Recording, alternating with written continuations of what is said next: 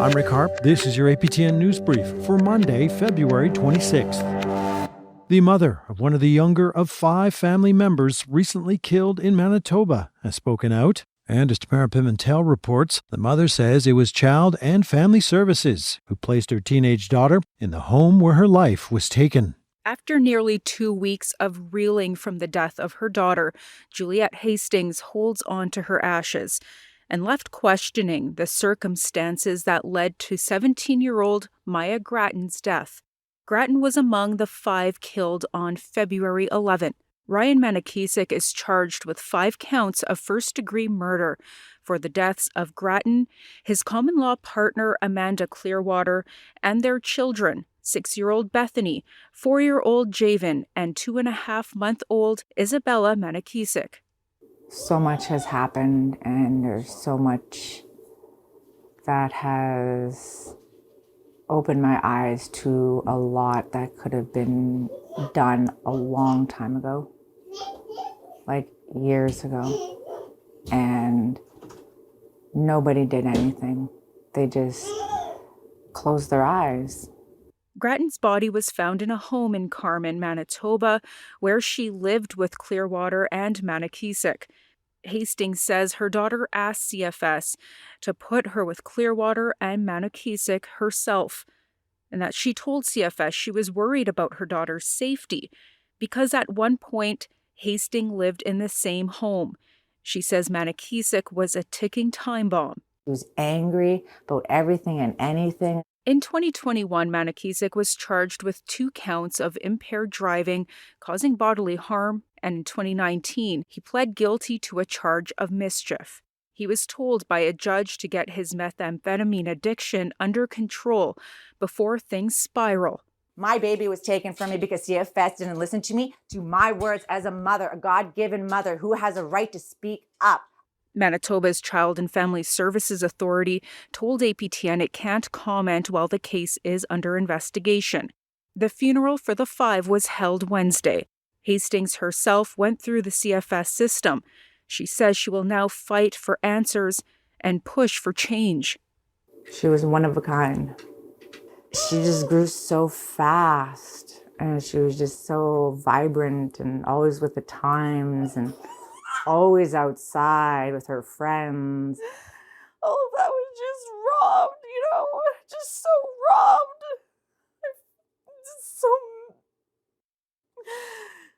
I don't know what to do anymore. I want answers. I just want Maya's death to not to go in vain, for her to show that she mattered, that she's going to be recognized. Manakisik is expected to make a video appearance in court on Monday to determine whether he is fit to stand trial. Tamara Pimentel, APTN National News, Winnipeg. Turning to a candlelight vigil held last week after news that serial killer Robert Pickton has just become eligible to apply for day parole. Meant to honor the victims and those who still grieve their loss, the vigil was held at the former property where so many women lost their lives. It was also a way to educate others about what happened there.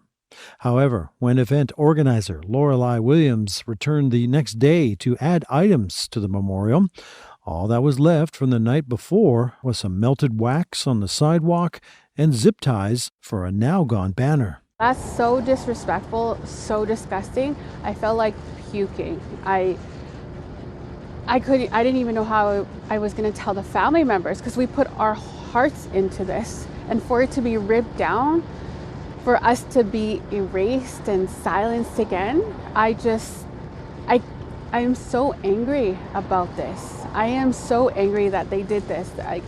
Who would do that to this kind of memorial? The Innu community of Pessamit have signed a $45 million deal with Quebec. The deal comes after years of conflict, including a multi-million-dollar lawsuit against the province, a suit Pessamit has now paused as part of the deal. The framework agreement will also facilitate future negotiations regarding potential energy projects in their territory. But as we'll hear from Maricela Amador, the move has some in the community feeling apprehensive and shut out. The stroke of ink on paper, handshakes, All of them signal the hope that decades of acrimony will be a thing of the past. It's a historic agreement. As part of signing this framework agreement, Pessamit will get $45 million and put on hold a $5 million lawsuit filed against Quebec in 1998. The lawsuit alleges the province violated their ancestral rights by flooding Innu territory for the construction of several hydroelectric dams. The premier called the money a goodwill gesture on behalf of the government. It's a gesture we're making, and it will be up to the band council to decide what to do with the money. But we have to report that there is a real urgency to act to improve the living conditions of the members of the Pessamit community.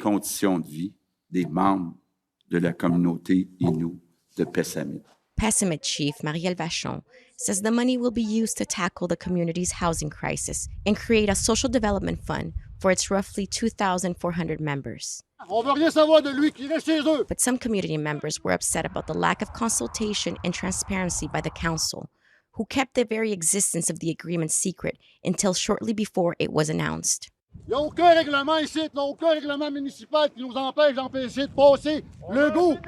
a handful mounted a blockade on the main road into the community. One of the protesters, Jérôme Charles Saint-Onge, said that he only learned of the agreement through rumors he alleges came from Quebec's Indigenous Affairs Minister, Ian Lafreniere. It struck me. So this morning we are closing Pessamit. I am closing Pessamit. No non-Indigenous people will enter Pessamit, the Innu nation. I'm closing it because there's no transparency. Saint-Onge stressed that the community should have been informed about the discussions between the band council and the province before the premier arrived in Pessamit. Saint-Onge said that he opposed the agreement. 70 years ago, Hydro-Quebec didn't ask our permission to build the first dam. It did it without our knowledge. 70 years later, they're back with the same damn thing, the same damn technique. Here is $45 million. You have no choice. The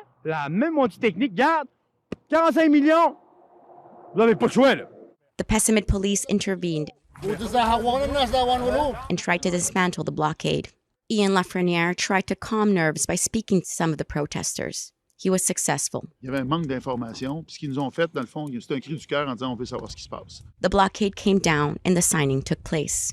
Chief Vachon said that a community meeting would take place later in the day to explain the framework agreement and alleviate concerns. I would have liked to have been able to talk about it, but like I said, the file was confidential until the last minute. Until yesterday, it was confidential for me.